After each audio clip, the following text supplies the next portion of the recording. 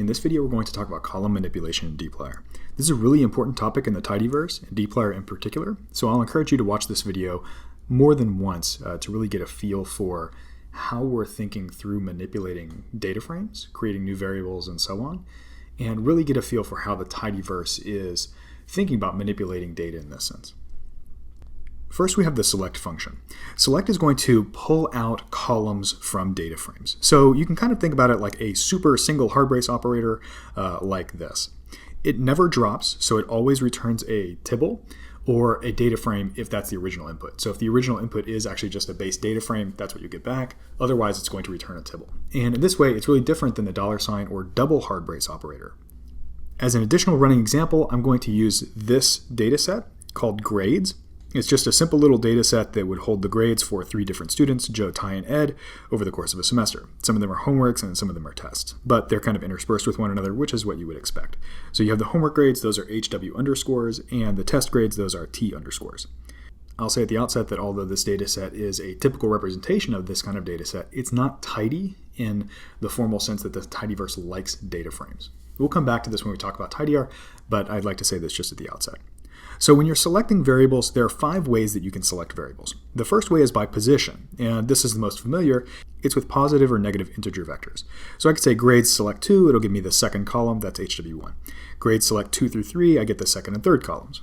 Grades select -2, that's like remove the second column or select everything that's not column 2. And then select -3, 5, that kicks the third and fifth columns out. In the base way of doing things, we would do it like this. Now I'll say selecting by position is typically not a good idea. It doesn't really express your intent. It's hard to remember later and kind of easily check, are you pulling out the column that you think you're pulling out? And it's really error prone. So when you come back to your code a little bit later on, you'll see that you take your data set and you select column 7, but you don't remember what column 7 is. And if your data set changes, your column 7 may no longer be the column that you think it is. So in general, you should not be selecting by position. The second way is by uncoded names.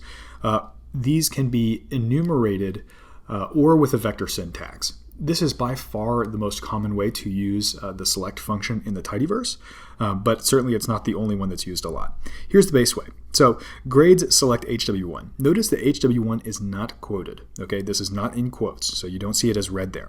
This will extract that particular column, and notice also that you get it back as a tibble.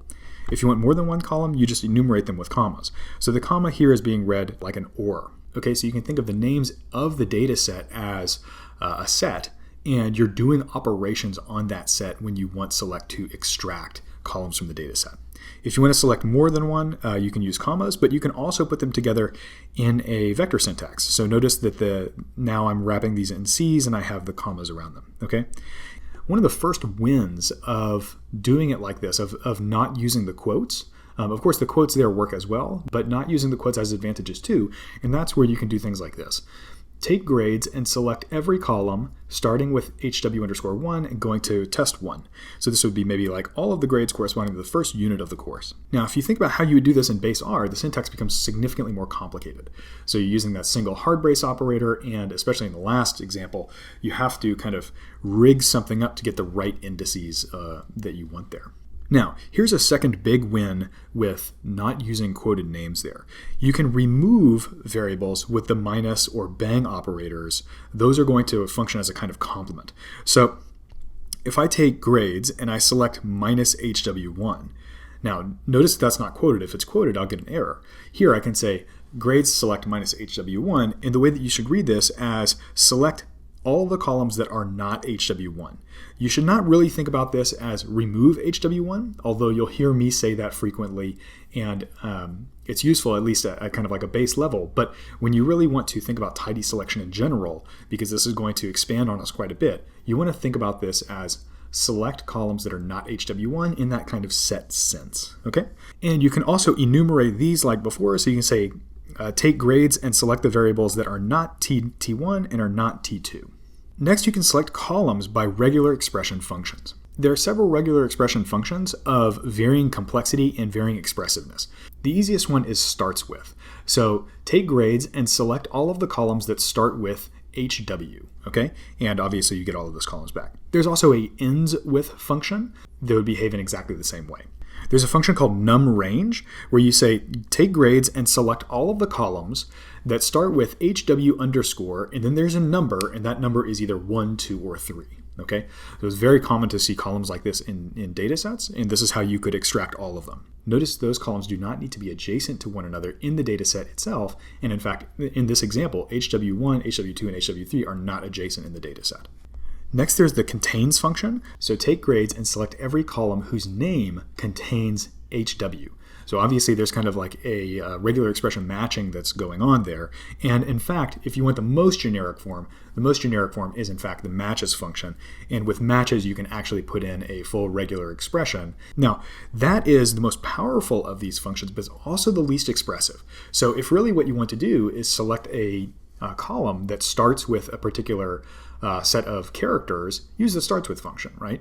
If you have one that ends with something, use the ends with function. Now, you may know matches and so on, but your intent is going to be clearer when you use those functions. And so I would encourage you to use those. The fourth way that you can select things is using the where function. The where function is going to allow you to select columns using a predicate function. For example, probably the most common example is taking out all of the columns that are numeric. Okay, so you have a data set. The data set has different columns. Some of them are characters, some are lists, and some are numeric, and so on. And you want to pull out every column that's numeric because you want to do some computation on that column. Okay, so grades select where is numeric. In the past, meaning before dplyr version 1.0.0, there was a function called select if. In fact, there were many variants of these functions. So select if, select at, and select all. And what these would do is they would modulate this kind of behavior. So if you wanted to use a predicate function to do the selection, you would use select if. Now all of these have been subsumed under the where function. So grades select where is numeric is going to pull out all the numeric columns. Moreover, in the where function itself, you can use per-style lambda expressions, that is anonymous functions, that will actually express your predicate function for you. So you can create that function on the fly as opposed to creating it outside and then using it here. There are advantages and disadvantages to that, right? So if you really want to be expressive, you're probably going to make a simple function outside of this, meaning outside of this kind of dplyr pipeline of calls, and you're going to use it where is.numeric is in the first call. However, if you just want something that's quick and really, you don't need to make another binding outside, you'll use this kind of per-style lambda expression. It's great for that purpose. The fifth way is kind of a cheat way. There are a series of kind of miscellaneous ways that you can do selections on the columns of a tibble that don't really fit into the categories we've said before. Now, fortunately, there aren't too many of these. The first is everything, okay? Everything, obviously, is going to select every single column. And at this point, that doesn't make much sense. Why would there be a select everything function? It's just saying grades itself. What we're going to see is that these selections that we're referring to, these 5 ways to select, these are actually applied across all of the column manipulation functions and increasingly across the entire tidyverse itself to select different columns of a data frame. Okay, so everything is actually going to come in a little bit later when we talk about rearranging the columns of a data frame. Okay, so you should think about it as kind of everything else. Okay, at this stage we just see the function everything. Again, this is a function kind of like the row manipulation function in that's only used within calls of some tidyverse pipeline. Okay. Similarly, there's a function called last call. Last call is going to be the column equivalent of the in function that we saw in row manipulation. So it's always going to refer to the last column of the tibble that you're talking about. Okay. There's also 2 other functions. One is called all of. All of is going to take a character vector that's defined outside of this tidyverse pipeline, and it's going to select all of those variables. So it's very common that you already have a character vector defined somewhere else. It has all of the columns that you want from your data frame. But actually just kind of splicing it into that call is a little bit more complicated. The all of function is used for this purpose. The way I've shown this here actually shows an error first, and that's because the all of function looks for the names of all of those variables in the original tibble. So if the original tibble is this, it's going to look for a variable called HW1, HW2, HW3, and HW4. Well, there is no HW4, and what you're asking for is all of those variables, but you don't have all of them. You don't have HW4.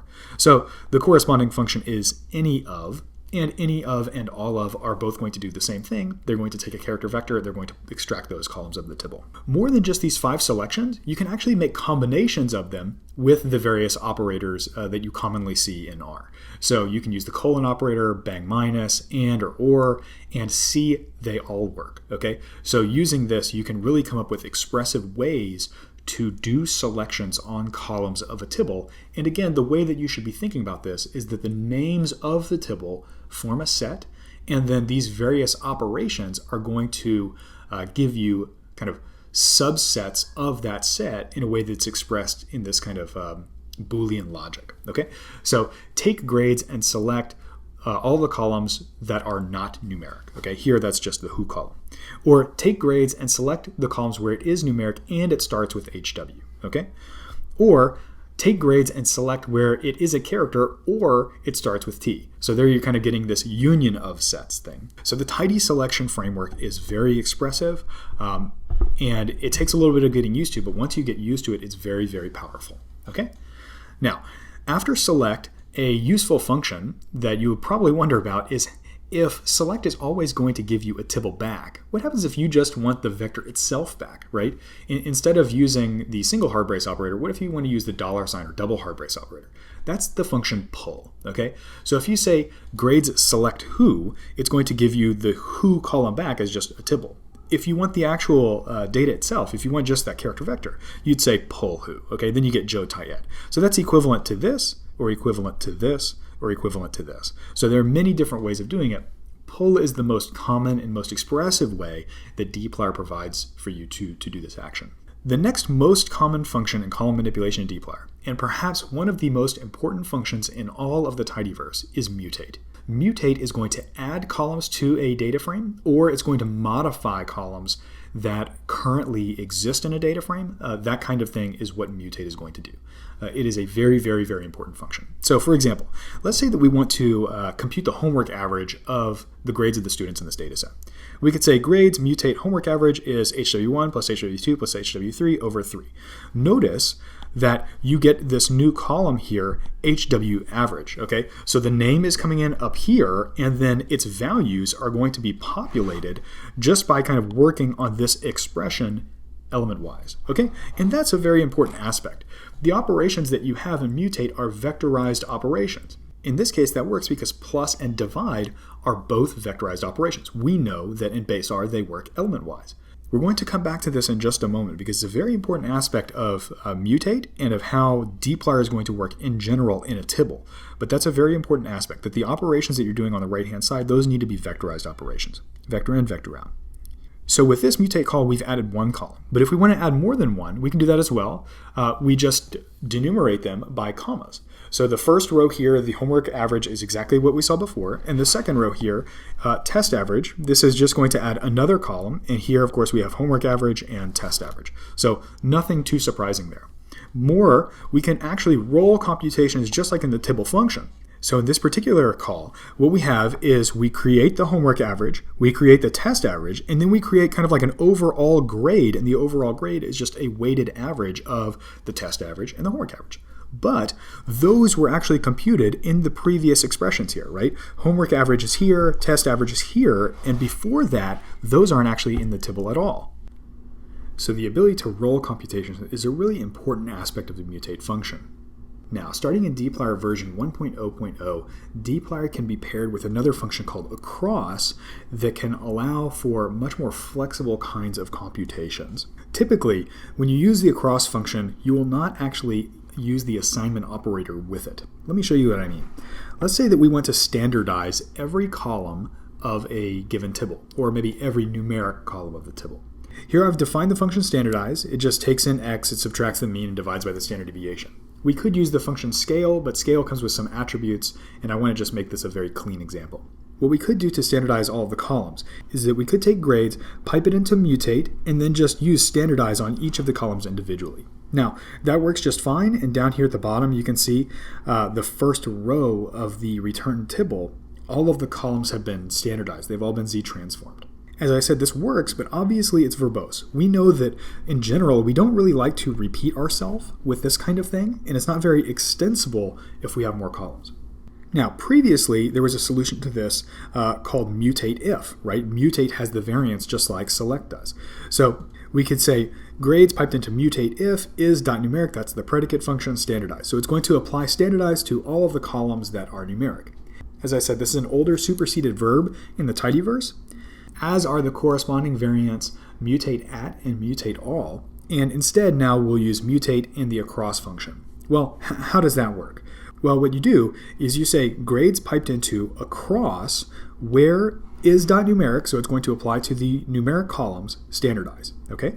So this is what it looks like. Across is the entirety of the input of the mutate function, okay? We'll see places where that's not quite the case in just a little bit. But right now, I don't say something like mutate some new variable name equals across. I just say mutate across. Now, across itself has two arguments. The first is a tidy selection specification. So where is .numeric? It's doing it by a predicate function. However, I could do it by name, or I could do it by position, or I could do it by any of the other kinds of selections that the tidyverse accepts, right? Things like regular expressions and so on. So very, very flexible. It's going to hit all of the columns that are selected by that tidy selection. Next is going to be the function that I'm going to use to actually apply to each of the columns that in this case match the predicate. So all of the columns that are numeric, standardize them, okay? Notice that this doesn't add a new column to the data set. No. You don't get something new there because I didn't give any names, okay? Well, what if I wanted to standardize those columns, but I didn't want them to overwrite the current columns? I wanted it to append new columns that are the result of the standardization. How would I do that? To do that, you would give another argument to the across function, and the other argument is .names, okay? So now we have three arguments to across. We have where is .numeric, we have standardized, and we have .names. .names is going to accept a character string, that's this one here, okay? And it's going to be formatted in kind of a glue style where the curly braces are going to refer to the column name that is being applied to, okay?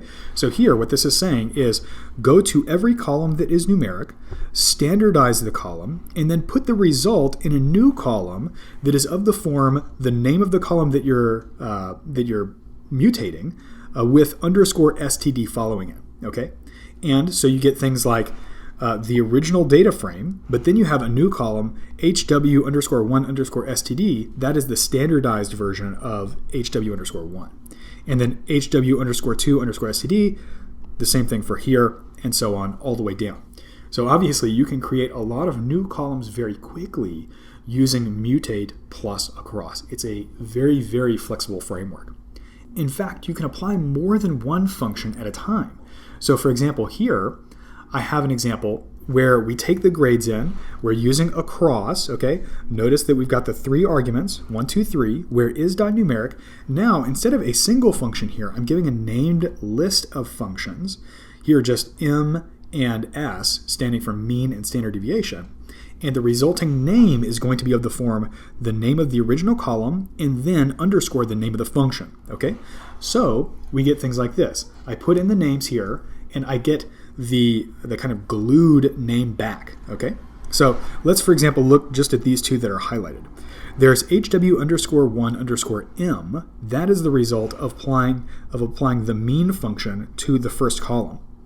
And if you apply the S function, standard deviation, to that first column, the result is HW_1_S. And you can do as many as you want like this.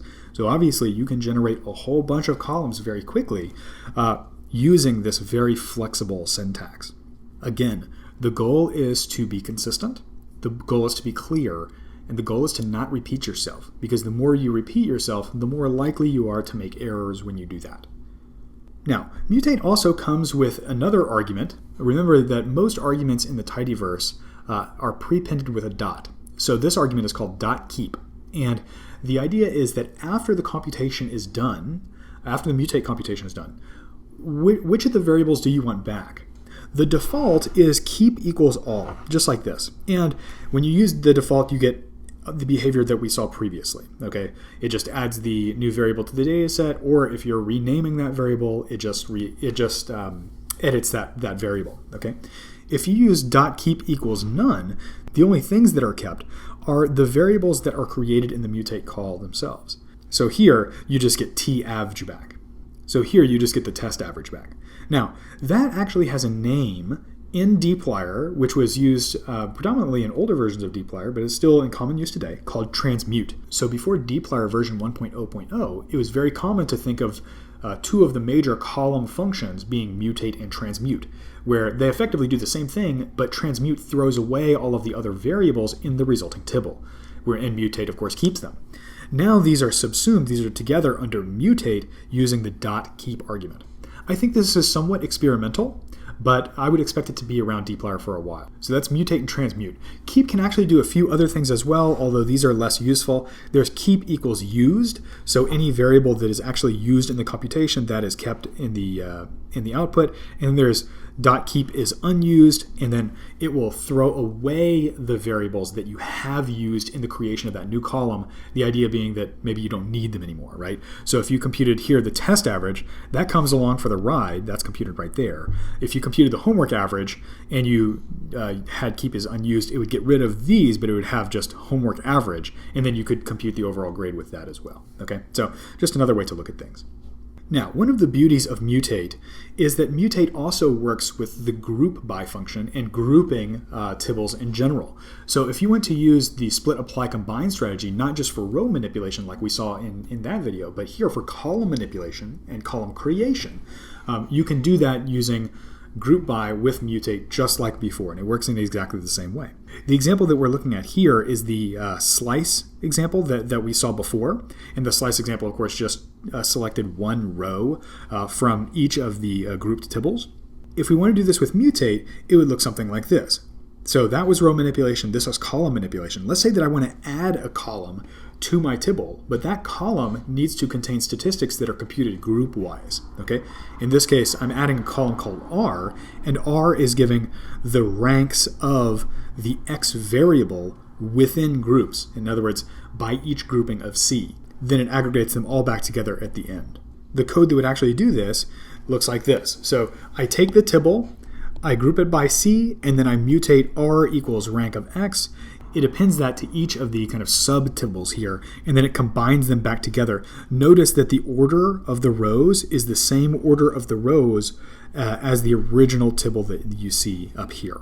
So it won't mess with your rows, and you won't need to use a range or anything like that. Notice also that the tibble that you get back is still grouped. Okay, so you still get a grouped tibble back, and any subsequent computations, of course, are going to acknowledge that grouping. And if you don't want it to be grouped, of course, you need to ungroup it like usual, and that would look like this. While on the subject of group by, we should talk about Rowwise. We talked about Rowwise before in grouping operations, and we said that Rowwise is really a grouping by row. So it's kind of like adding a new variable that is unique for every single row and then grouping by that new variable. And generally speaking, that's still the case, okay? But it allows us to achieve something else as well that I think is very important and that you'll want to see. Here's an example. We saw this before. So I take grades and I mutate where I'm adding the test average just as T1 plus T2 over 2, okay? And that adds the test average. My question that I would put to you is how can we generalize this notion of mean to tidy selected columns? And if it's not clear to you why you may want to do that kind of thing, let me ask you this question. How would you create the test average in a data set that has 100 different tests scattered all throughout the data set? In practice, it's very common to come across data sets that have many, many, many columns, dozens or hundreds or potentially even thousands or more columns. So how would we tell Mutate to go in, get just those columns and average those columns and create a new column? How would we do that? Because obviously we don't want to explicitly type out those columns every single time. One thought may be to use the across function that we were just talking about. So we may say something like this. Mutate across starts with T, mean, .names equals test average. Here is what happens when you do that. Okay? You get your original tibble back. Now you have a new tibble called test average, and then you have a tibble with a blank name. Okay? Now, Obviously, that is not what you are looking for. When you look at the test average, it's 92 for all of them, and then the blank column is 83.7 for all of them. So clearly this was not what you wanted to do. This fails. Why does it fail? It fails because across operates on individual columns at a time, okay?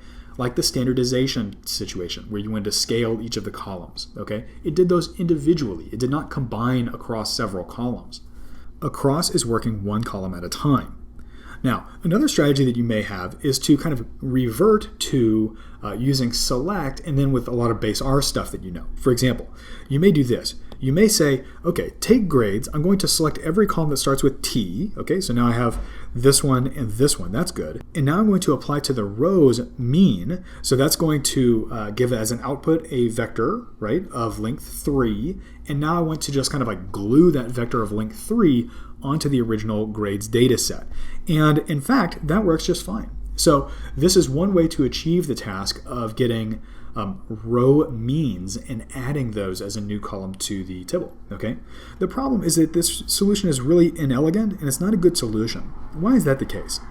One, it uses base functional programming. Now, that's not really a problem per se. It's just kind of like going outside of the tidyverse. So preferably, if you're using tidyverse programming, you would prefer to have a tidyverse solution for kind of the entire range of what you're trying to do, not kind of interject one or more aspects that are base. There's not a problem in doing that. It's just inelegant. Probably a bigger problem is that it refers to grades 2 times, okay? So if you have a pipeline of things going on, you actually have to kind of store what happens right before the pipeline, something like kind of right here, and then you're going to have to interject whatever you saved in there again, okay? Again, kind of an inelegant solution, and preferably we would not do that kind of thing. A third problem is that it doesn't cleanly allow for more than one addition, right? Let's say that you want to do this for a few different columns. Now, you don't just want the test average, but you want the homework average too. And you have tons of homeworks and tons of tests, right? How would you do that for both simultaneously? Or would you have to kind of repeat that select, apply, bind calls? Would you have to do that whole thing twice, right? What if you had more of them, right? I mean, your code starts getting really large. Lastly, and I think maybe most importantly, it really obscures your intent. If you look back at this after the fact, sometime after you've kind of forgotten what you were coding, you see these 3 calls here, select, apply, combine. You know what each of them does. It's just reworking it in your mind is a cognitive load that you really don't want. It takes you a second to kind of figure out, like, wait, what's going on? And is it being done correctly? It's error prone in the copying of grades and so on, so it's really not preferable.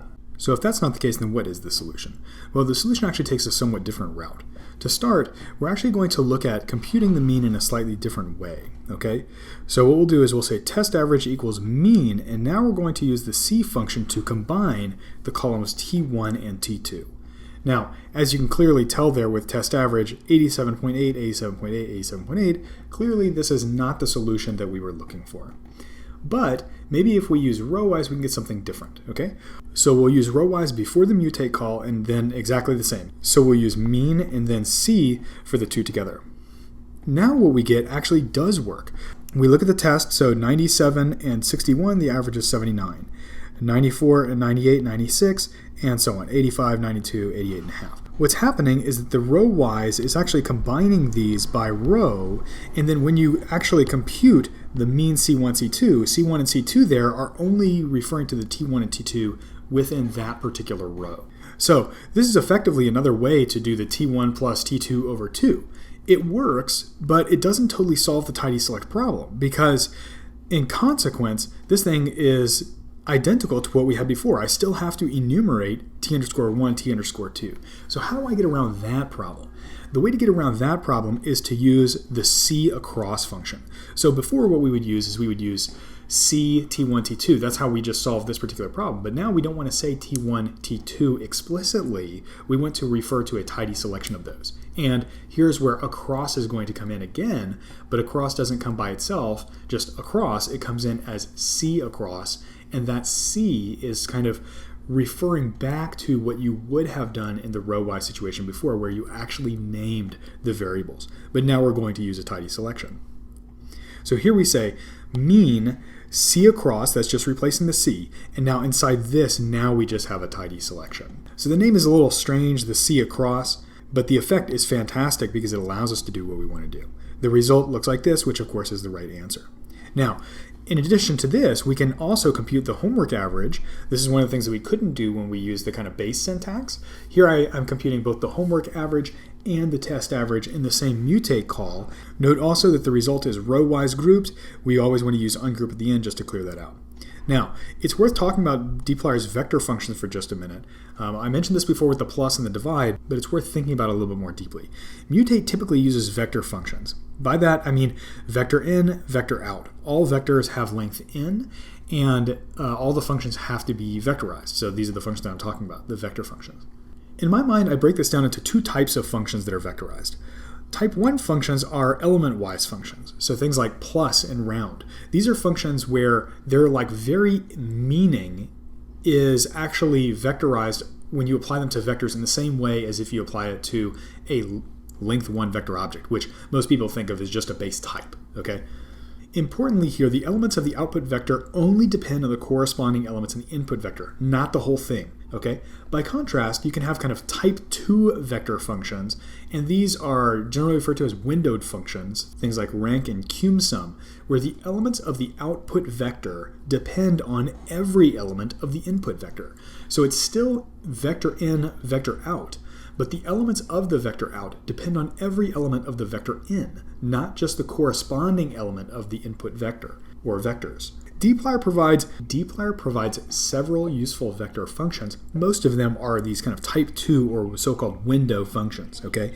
So things like lag and lead, those will shift the vector either to the left or to the right. For example, if you want to compute pairwise differences between neighboring time points, for example. All the kind of cumulative aggregates, so cumulative all, cumulative any, cumulative max, and so on, like all the way down. Think cumsum, think what that does, and then just apply these other functions like min or prod and so on. Okay, all of those are coming in dplyr. Some of them are part of base. Rankings and kind of order statistics type stuff you get here, so you can read all of those. Base math we know already is vectorized. Between and near I'll talk about in just a moment, and then these I'll talk about in just a moment as well. So let's start with near and between. You might have noticed this interesting oddity before. If you check if 0.1 plus 0.1 plus 0.1 equals 0.3, the answer is false. And this is because we're using floating point arithmetic. In other words, computer arithmetic is not the same as arithmetic that's done in a mathematics class because we can't represent an infinite number of numbers and that kind of thing. It's better in these circumstances to essentially do a subtraction here and then take an absolute value and check if it's less than a particular tolerance, okay? Like 1e minus 10 or something like that, okay? If the numbers are close enough, then we effectively assume that they are the same number, and that's how we do the equality. Unfortunately, that's not how the double equal sign works, but that is how the near function works, okay? So if I say is 1.1.1, so if I say near 0.1 plus 0.1 plus 0.1 to 0.3, the answer is true because they are near to one another within a tolerance. And of course, a tolerance can be provided to that function as a third argument. This is also vectorized. So another example is if you take the square root of a number and then square it, is that equal to the original number? Well, it actually depends on which number you try. If you use the number 1, it is true, but if you do 2 through 5, it's false for each of those. So if I use the near function here, I take the square root and then I square it, it is actually near the other numbers, okay? So this is a good safe way to test equality, okay? As I said before, you can add a tolerance, there's the third argument. Now, there's also the between function. One thing that you might have found odd in the R language is that you cannot chain these comparison operators. Between alleviates this problem. You can check if the elements of a vector x are between two numbers, or you can check if they're between two vectors. And in fact, this is the usual case when you're actually doing a data analysis. You'll say something like mutate is x near a to b. So this would be a logical x that's given back. And you're checking, is the column A close to the column B? Like, are they the same column numerically speaking? On the other side, if you want to check if some column A is between two bounds L and U, you would use between just like that, and then the output would be a true or false vector. And then this between would be done element-wise. Just like those are vectorized, dplyr also provides two functions called ifelse and casewin that are effectively vectorized if and switch statements. The base if function itself requires a single logical, and if-else is completely vectorized. There is a function in base called ifelse, and if_else from dplyr is very, very similar to this. It just has some stronger type checking that's coming from vectors. Here's an example. I've written if function is.even, which is a vectorized function, and it's going to check a numeric vector that's input. Is the number that's put in, is it even or not? Okay? I can apply this to 1 to 4, and I can say if else. If is even x, call it just x, otherwise return negative x. Notice that when I make this call, is.even x, I get a vector of trues and falses back, a vector of logicals, not a single logical. Since it's not a single logical, I can't use the base if function. So this is why if else is used. I could use base if else for this, again, just weaker type checking. Casewin is a little bit more complicated, but is a very, very important function. So I encourage you to take some time to learn how it works. Casewin, like all of the other functions, is usually used within a mutate call. Okay? You'll use casewin when you want to create a vector whose entries are the results of rifling through a series of conditions and defining what the output should be. Okay? So what I've done here is I've given an example with the grades data set. The first 3 columns compute the homework average, test average, and then the overall grade, as in the score of the course. And now we want to take that grade and we want to convert it to a letter grade. So now what we may want to say is every grade between 93 and infinity, that gets assigned an A. Okay? So all of the entries in the new vector, the new column called letter, is going to be A if the grade is between 93 and infinity. That is the first condition for this casewin, okay? For all of the entries that the casewin for that is false, it will go to the next condition. It'll say, is grade between 90 and 93? If the answer to that is true, the person gets an A-. Otherwise, you kind of continue going down this list until you find something that's true.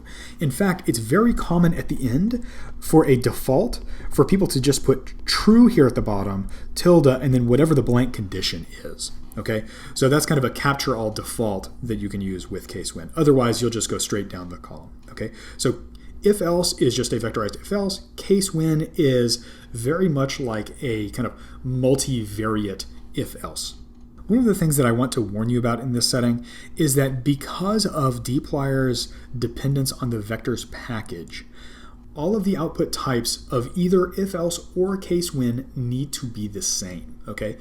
One situation where this may be kind of frustrated is where you want to convert a particular entry to a missing value if a particular condition is met. And what I'll warn you is that the actual type of the missing value matters. Okay? In R, when you type in NA, it is a missing value, but it is a missing value of type logical. So if you just try to combine that with, say, a double, then what vectors will do is vectors will actually throw an error because now you're trying to mix a logical with a double. Okay? It's a subtle problem, and many people don't actually encounter a problem like this until they have to be more careful about their type stability when they deal with the vectors package. So just remember that if you want a typed NA, you need to type in either NA underscore logical underscore, NA underscore integer underscore, NA underscore real underscore, or NA underscore character underscore, just depending on whatever the return type is of the other cases of the casewin or if else. So subtle, but it will definitely throw errors, and a lot of people are going to learn about types and NAs through this change in dplyr. Here's a simpler case of casewin. I'll just put in x is -2 to 2, and I'll say casewin x is near 0, assign it 0. When it's less than 0, assign it -1, and when it's greater than 0, assign it +1. So this is a very simple example of adding a kind of sign function. The conditions are on the left, the values of true are on the right, and we go through these one by one. So now we've met select, mutate, and we've met a number of dplyr's vector functions. Here with summarize, we're getting a very important function that's at the level of importance of mutate, and it's going to compute statistics typically group-wise. Okay, again, the return value is going to be a tibble, but the result is not going to be kind of the same as the original data set plus a new column. This is actually going to typically shrink the data set quite substantially. So in this example, I'll take TB, I'll pipe it into summarize, x bar equals mean of x, okay? And I get a one-by-one tibble back, which is the mean of the x column, okay? I can compute the summaries of several different columns just by separating them with commas. So x bar is mean of x, y bar is mean of y. This also works group-wise, so split, apply, combine works with summarize just like it does with mutate or any row operation. Here, I'm computing the x bar and the y bar of each subtibble grouped by C, okay? So when C is A, it has this x bar, this y bar. When C is B, it has this x bar, this y bar. Now, another way this can operate actually is if inside the summarize call, you don't have a assignment, you don't have x bar equals blah and y bar equals blah, you actually just have a tibble, okay? This is a little strange, but notice that the results between these two are identical. The reason why this is useful is that sometimes you actually want to create a function outside of the kind of main pipeline you have going on, or maybe you want to use somebody else's function from a different package that creates either a data frame or a tibble as its output, okay? Notice, by the way, that this StatMaker function doesn't refer to the data frame itself. It just refers to the columns. And in fact, that's how you use them down here. Okay, so the inputs are the same, and it will just splice it into the tibble in the natural way. If you do assign a name to that function itself, so over here we just have StatMaker. Here we have stats equals StatMaker. You get something that's a little odd, and we'll have to see where this goes generally in the tidyverse because now it's not used in many places. But here you actually have something that's very odd, and you can see it in the names. Stats $x bar, stats $y bar. What's happening here is that this column is itself a data frame, but the data frame is not simply a list of the same length that is cast as a data frame. It's a data frame that has the same number of rows as the original data frame itself. Here we're just going to kind of skip them and remark that that kind of thing is there. You can pull out that tibble just like you could pull out any other variable and otherwise manipulate it in the same way you could any other variable. Last, for summarize, summarize also works with tidy selections. So what was previously, pre 1.0.0, things like summarize at or summarize if, now you get summarize across, okay? So again, in summarize, now you're not going to assign it a name. Across is never assigned a name. You just say across, you give it two arguments here if you don't have names. You give it the tidy selection, so hit the columns x and y, and then apply the function mean to them. In the past, there was also a function summarize if. That's going to be replaced by summarize across now where to do the tidy selection. We're almost done. There are a few more functions that you should know about in column manipulation. First, rename and rename with. Rename is literally going to rename columns. So instead of the column being t_1, I want to call it t1, t_2, t2. Okay, so this is just an easy way to rename columns. Usually you'll do it very shortly after loading in a data set. And then there's rename with. Rename with is actually going to accept a function, and then it's going to use that function to do the renaming. And of course, as you can see here, the function can be a per-style lambda expression. Okay, so this just says, here is a function. It says go into whatever string you accept and replace an underscore with an empty character string. Or we could have said str remove. Okay, that would be the same thing. While we're on the topic of renaming, I don't want you to forget the janitor package and the very, very nice function clean names. It is almost always the best place to start. Once you load in a data set to clean the kind of disgusting names that come with it. Clean names is a great way to get started.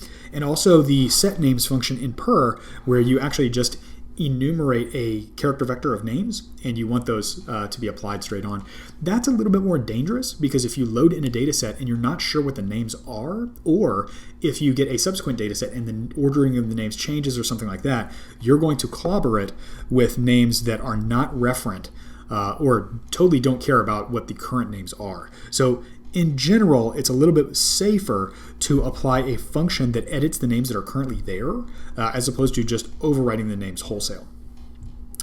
Relocate is used to reorder the columns of a data set. It is actually quite simple. Here you can see the grades data set that we had before with homework average and test average. And then here's how you would actually use this. I've called this full grades. So full grades relocate the homework average and test average functions and put them right after the who column. Okay, notice that after is a dot variable. That's going to be an argument to a tidyverse function. There is also a dot before, and it works in exactly the same way. So let's summarize briefly. We had a lot of functions in column manipulation in dplyr. Select is going to allow you to pull out columns of a particular data frame. You can select in many different ways. These are called tidy select specifications. Column index, unquoted name, that's a very common way to do it. Names with regular expressions, predicates with where, and then miscellaneous.